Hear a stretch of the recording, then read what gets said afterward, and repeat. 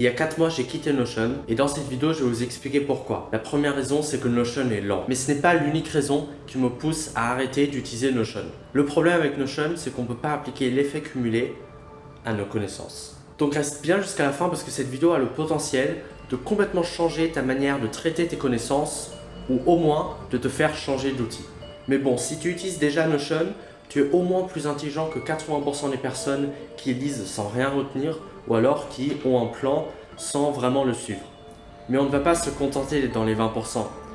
Dans cette vidéo, tu vas viser le 5, 3, voire 1% des gens qui arrivent à mieux gérer leurs connaissances et leur temps. Mais pourquoi Notion n'est pas adapté? En 2010, Darren Hardy a sorti ce livre, L'effet cumulé. Le principe est simple. Si vous répétez une action tous les jours, le tout va se cumuler, se multiplier jusqu'à atteindre des résultats énormes. Des résultats qu'on n'aurait même pas pu imaginer dans nos rêves les plus fous. Et donc, je me suis posé la question. Comment est-ce que je peux appliquer l'effet cumulé à mes connaissances?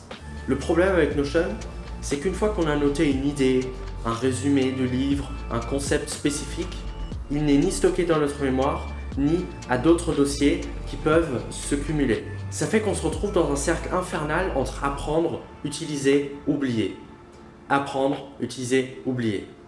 Je me suis moi-même retrouvé dans ce cercle, toujours le même. Apprendre, utiliser, oublier. Je ne sais pas si vous avez remarqué, mais beaucoup de youtubeurs font l'éloge de Notion, en étant sponsorisés évidemment. Alors qu'en fait, c'est l'un des pires outils pour stocker nos connaissances. Il fait tout, mais il le fait moyennement.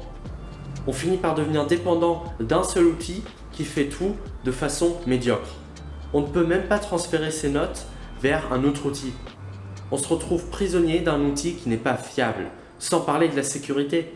Non, il doit bien avoir une solution. Cumuler son savoir, c'est possible. Cette solution, elle s'appelle Obsidian. Oubliez la lenteur. On peut faire des liens entre les notes, des tags. On peut même utiliser la répétition espacée, stocker dans notre ordinateur les notes et avoir tout dans notre mémoire. Si tu n'es pas encore convaincu, j'ai fait cette vidéo qui t'explique pourquoi Obsidian est la meilleure application de prise de notes. Et si tu veux directement prendre en main ce logiciel, j'ai fait ce tuto que tu peux regarder.